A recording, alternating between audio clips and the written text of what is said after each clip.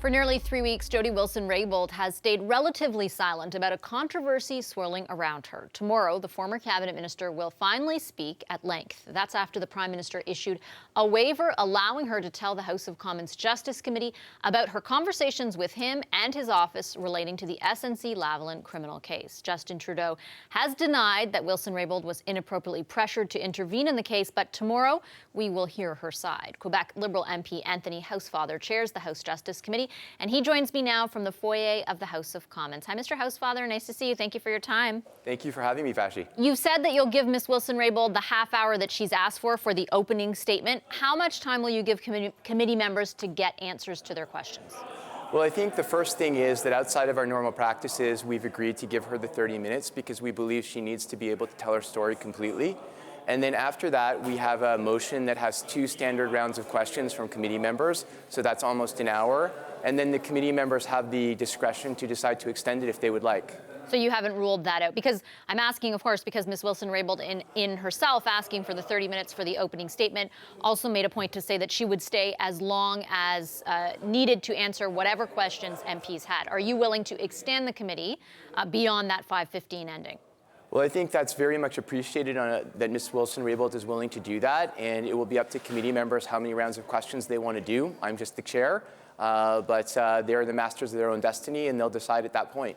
The waiver that the Prime Minister issued through an order in council includes, quote, any persons who directly participated in discussions with Ms. Wilson-Raybould about SNC-Lavalin. We know, for example, from Mr. Wernick's testimony before your committee that she met with Mr. Butts on December 5th. Will the committee call Mr. Butts and his ex-colleague, Ms. Telford, to testify? Well, I think right now we're all looking forward to hearing Ms. Wilson-Raybould's testimony, and the committee has agreed to meet to discuss next steps after Ms. Wilson-Raybould's testimony, so that would be premature for me to answer right now. I will do whatever the committee asks me to do. Well, you have in the past, though, when opposition members tried to introduce a motion that would directly call on Mr. Butts, even at that juncture to come, you did vote it down. So I'm just asking, is that your intention going forward, or once again, are you open at least to inviting him? So again, I didn't vote it down because I'm the chairman. I can't actually vote a committee. Your members of your party, that dominate the committee. And as chairman, I can only say that I'm going to let members make their own decisions. Any member can bring a motion to call witnesses. But right now, what we've agreed as a committee is to listen to Ms. Wilson-Raybould's testimony tomorrow. I think all Canadians want to hear it. We want to hear it. And then the committee will meet and decide next steps, and that'll be what will happen. Do you think, though, as taking off your chair hat for a second, you're an MP in Quebec. This is a very important story there as well. Do you want to hear more from the people who we know were involved in these conversations thanks to Mr. Wernick's testimony? Do you still have unanswered questions? Again, I've agreed as chair that I'm not going to pronounce myself on matters before the committee at this point. The matter is before the committee, and I think the people on the committee need the chair to be there to make difficult rulings and to be respected, and as such, I appreciate any decisions the committee makes, and I am looking forward to those decisions, just like all of you are. So you can no longer answer questions about what you might be interested in this story, or what unanswered questions you still have? Well, I can answer questions outside the scope. I can talk to you about lifting of privilege and stuff like that. But when it comes to whether or not we should or should not call a witness, I've agreed with the committee members that I will not opine in that in a public forum. I may share my views with other committee members, but I don't think it would be appropriate if I want to make sure now that I have their respect to make difficult rulings. And I anticipate tomorrow there may be some difficult rulings to make. What kind of rulings? You never know. You never know. There's going to be questions. There's going to be a back and forth that could be difficult. And I want to make sure that whenever I do make a ruling as to whether or not something's receivable or not, something is right or not, that I'm doing it scrupulously and correctly. And so far, our meetings on this study have worked out relatively well. They've been friendly. They've been amicable. And I'm wanting that to continue tomorrow. And I think Canadians want to see that. You, at first, when the Justice Committee was proposed as a vehicle to look into this, said that you were concerned that it would be too partisan, that you wouldn't be able to function in that capacity because of the partisan nature of different parties' positions on this matter. Do you think that has happened? It's an interesting point. I think I was very much fearful of that, but I also said at the time that I thought this needed to be looked into, and I wasn't sure what other vehicles there would be. I've come to the conclusion that I was wrong about that. I think that it is important that the Justice Committee, as an instrument of Parliament, actually do these meetings and give Canadians a vantage point into what happened. I think Canadians are concerned about it, and I think our committee so far has proven up to the task. What led you to realize that you were wrong? Watching the meetings, watching the committee members participate in the meetings, and understanding that so far getting answers has been important to my colleagues, to the opposition, and to Canadians. And if we can be part of doing that and put the partisanship a little bit aside, I think we're being helpful in this matter. And I think the fact that Ms. Wilson-Raybould has agreed to come testify tomorrow to give her perspective will be helpful to Canadians to allow this story to come to some fruition somewhere. Beyond the airing, though, of what she says and what Mr. Wernick says, for example, will there be a conclusion that Canadians can arrive at? Like, is there something that can happen through the Justice Committee that will determine, okay, yes or no, Ms. Wilson-Raybould was pressured, she was not pressured, the Prime Minister's office did or didn't act appropriately? Well, I think one thing is that Canadians are able to watch the testimony, which is live. And by watching the principals involved, they're able to come to their own conclusions.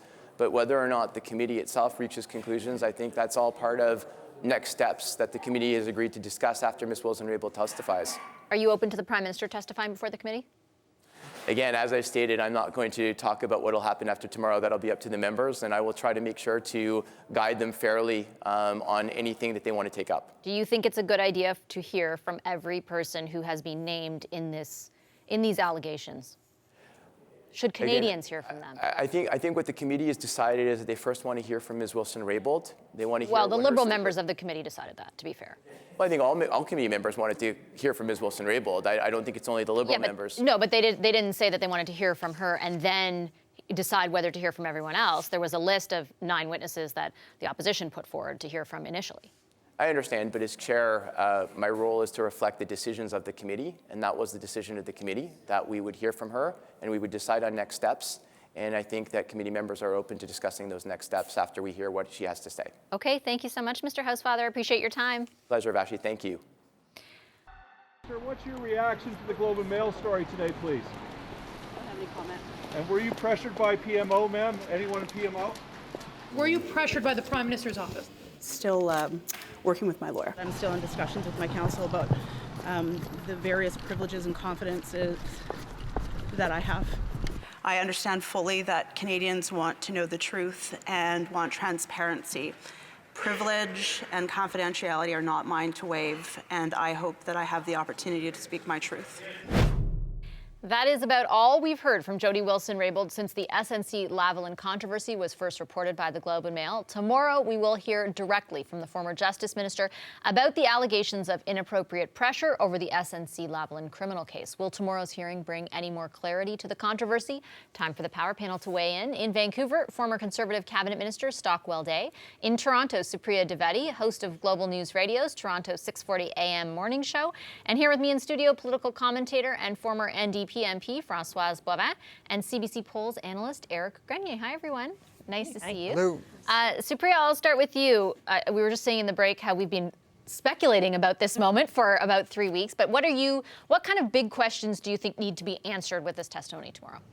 I mean, a bunch, right? So I think first and foremost is whether or not she felt there was any pressure, what kind of pressure there was, whether it was undue pressure, whether it was the kind of pressure that just comes with the territory, with the job, whether she felt as though a lot of those discussions, which may or may not have been inappropriate, were while she was wearing her AG hat or while she was wearing her her Minister of Justice hat, because of course she wears both of them or was wearing both of them at the time, as is the way our system works.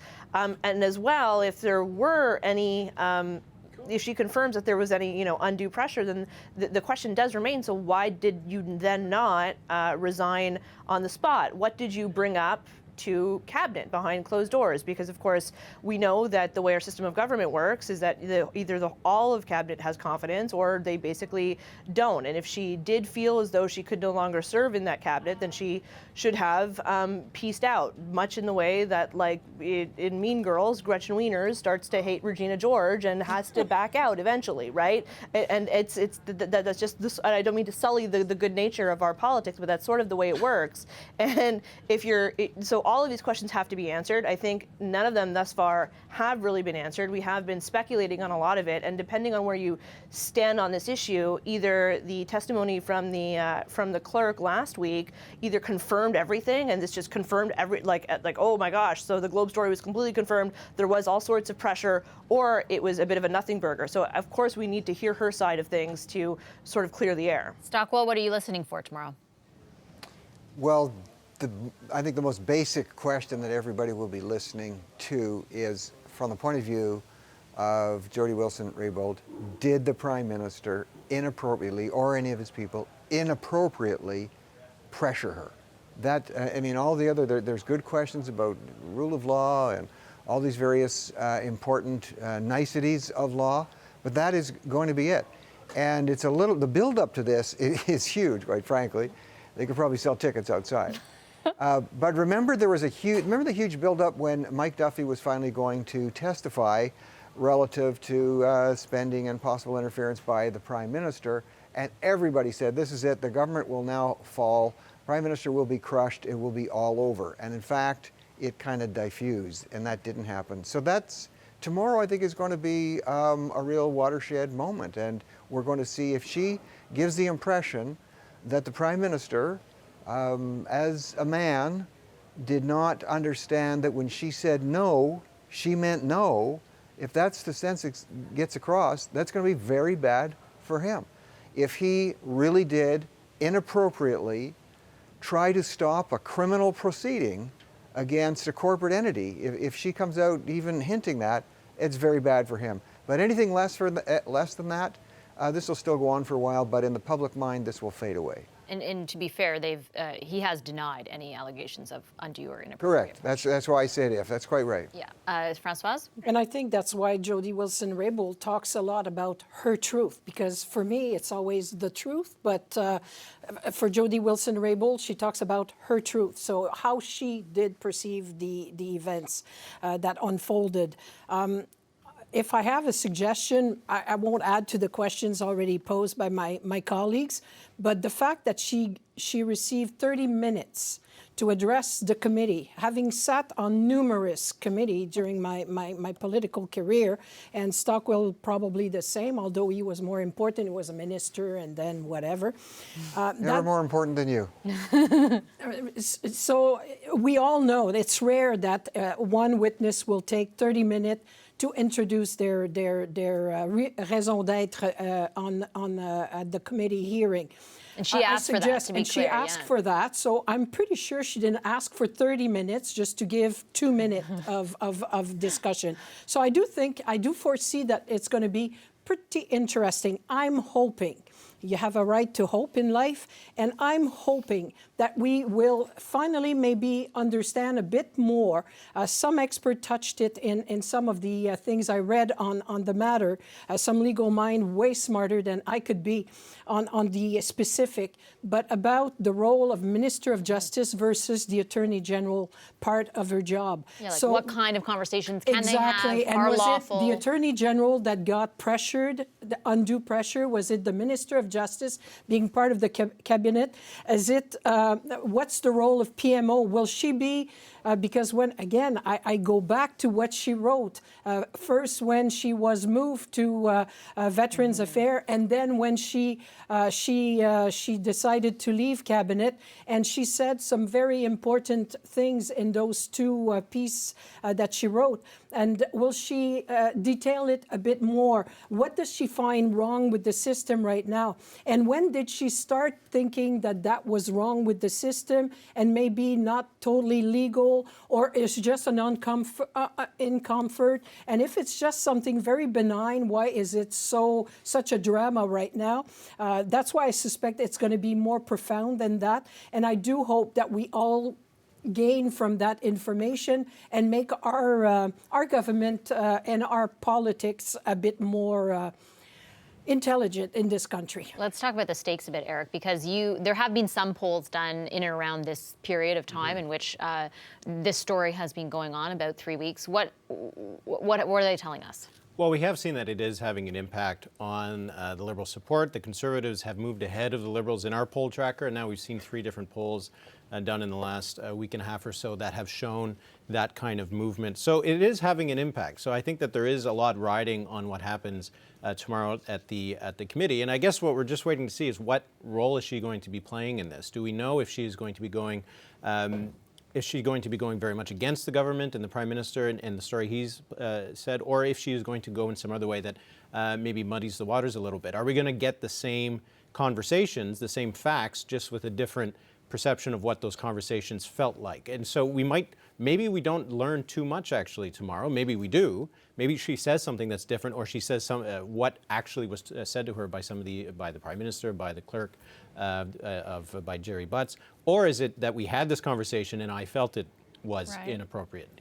That might not get us any closer to any truth, because whether something's inappropriate or not, unless it's very black and white, is just really how someone perceives that. That is kind of also what the committee's studying, right? Like, what is the appropriate nature of a conversation between the AG, between the Attorney General and other ministers or the people in the Prime Minister's office? I don't know if I interviewed Anthony Housefather, the chair of the committee. It didn't seem like there's going to be some conclusion at the end where they say this happened and this was right, or this was I don't know if it is a black and white kind of thing. That's right? true. And he didn't receive his notes from PMO yet to know what he should say. That's not nice. Oh, that's not nice. I just wanted to ask you one other question to follow up on the polls, though. Comparatively, I remember you saying often that the last dip that they saw was around the trip to India.